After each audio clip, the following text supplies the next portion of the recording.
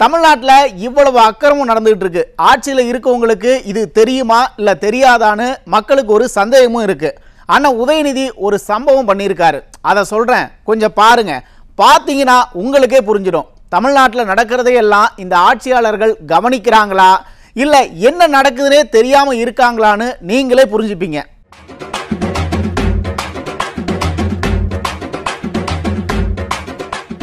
We have continuously opposed special intensive registration of this SIR issue. அதாவது தேர்தல் ஆணையம் special intensive ரிவிஷன்ங்கிற பேர்ல வாக்காளர் பட்டியலை சீர்திருத்திட்டு இருக்காங்க. நாடு முழுக்க இத பத்தி தான் பேசுறாங்க. ஐயா ஸ்டாலின் கூட இதை எதிர்த்திருக்காரு. திமுக கும்பல் இது சம்பந்தமா புரடிய கிளப்பிட்டு இருக்கு.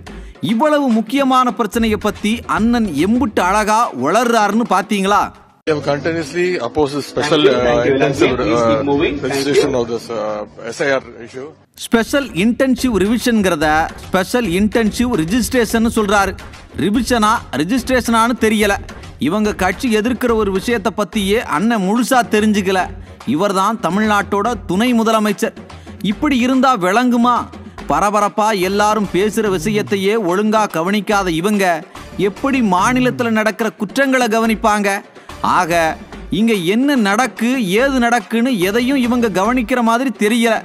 எந்த நடவடிக்கையையும் உருப்படியா எடுக்கிற மாதிரியும் தெரியல.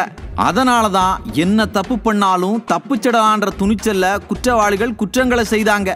இங்க நடக்கிற கொடுமையை எல்லாம் மறைக்க நம்மளை சுத்தி சதி நடக்குது, எல்லாரும் நம்மளை நசுக்க பாக்குறாங்க, ஒடுக்க பாக்குறாங்கன்னு ஒப்பாரி வைக்கிறாரு ஐயா ஸ்டாலின். கடைசி வரைக்கும் சதி நடக்குது, வாக்குரிமையே போயிடும்னு இல்லாததெல்லாம் பேசி மக்களை பயமுறுத்துவாங்களே தவிர பாதுகாப்பு கொடுக்க மாட்டாங்க.